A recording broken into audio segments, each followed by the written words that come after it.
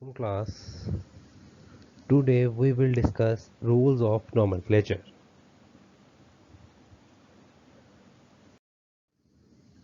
Nomenclatures and ICBN. What is ICBN? International Code of Botanical Nomenclature. The systems currently used in applying names to plants, known as nomenclatures, had its beginning with Carolus Linnaeus. Students, जो सबसे पहले या फिर कह लें ये currently used हो रहा है प्लांट्स की नेमिंग के लिए, वो कार्लस लीनियस ने इसको सबसे पहले यूज़ किया था. Since the time of Linnaeus the system of nomenclature has become more formalized and codified. The International Code of Botanical Nomenclature has been established to provide a uniform set of rules to be followed in applying name to plants. The rules contained in the ICBN are revised during the International Botanical Congresses, which are held every 6 years. जो ICBN ने नाम रखे थे उनको क्या किया गया, revise किया गया. कब किया गया स्टूडेंट्स? IBC इंटरनेशनल बोटेनिकल कांग्रेसेस जो होती हैं ना, उनके जो हर साल 6 साल बाद होती हैं, उनके अंदर इनको रिपीट किया गया. Problems with common name. There are over 250,000 species of vascular plants and only small percentage have common names. 2.5 lakh के करीब वस्कुलर प्लांट्स हैं, उनमें से सिर्फ कुछ जो हैं जिनके कॉमन नेम्स हैं. The same name is often use for different plants. The same plants may have different common names in different regions.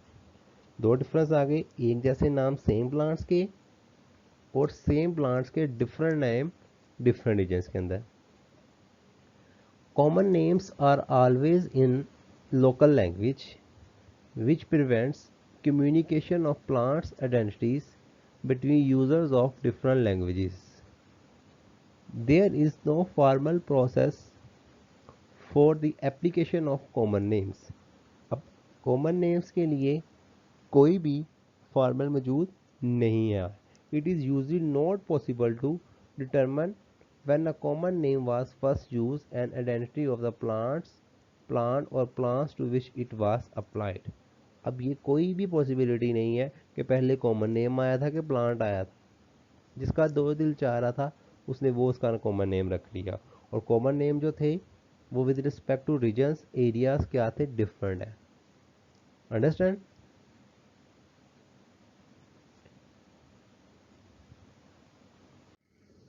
Important rules of nomenclature. ICBN has recognized 20 different taxonomic ranks. Each rank has specific ending. देखें students, division की क्या होगी, phyta, तो क्या होगा Magnoliophyta which is called division. Class opsida, Magnoliopsida, ये क्या होगी उसकी क्लास. जिसके एंड पर ऑप्सीडा आ जाएगा वो क्या होगी, क्लास होगी. फैमिली एसी, तो जिसके एंड पर सोलेनेसी जैसे हो गया, ऐसी आ जाएगा तो क्या होगी, वो फैमिली होगी. जीनस, इसके लिए कोई भी स्पेसिफिक एंडिंग नहीं है.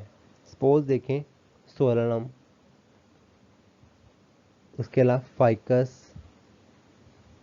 Understand?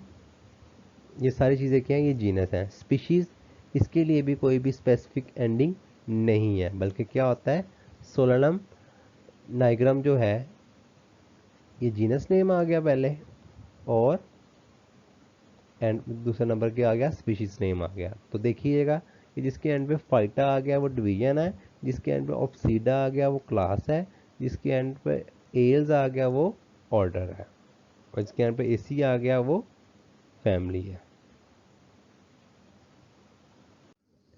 Revise name of botanical families. अब बोटेनिकल फैमिलीज के जो रिवाइज नेम थे वो क्या है स्टूडेंट्स? ये मोस्ट इम्पोर्टेंट स्लाइड है।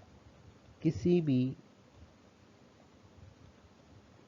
लेक्चरर की पोस्ट के लिए या किसी भी चीज़ के लिए जब हम अप्लाई करते हैं तो इसमें से लाजमन क्वेश्चन किए जाते हैं, तो वेरी वेरी इंपॉर्टेंट है ये।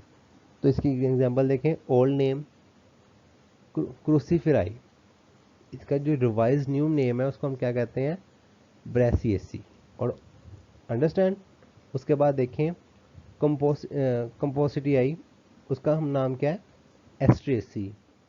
ग्रेमिनाई पुएसी। उसके बाद ओल्ड नेम देखें, अंबर फिलाई फिराई, उसे हम कहते हैं एपीएसी। लेबिटाई, उसे हम कहते हैं लेमिएसी। पालमाई, और उसे हम कहते हैं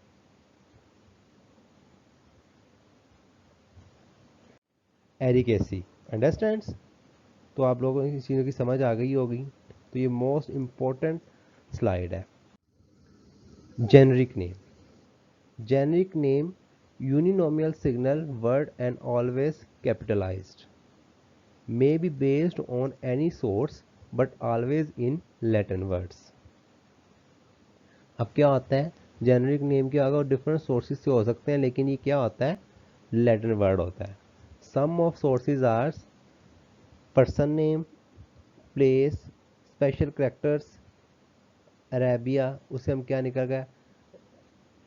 अरेबीज। येलोवुड, ज़ैंथोज़ाइलोन। That's the reasons through which we can naming the generic name।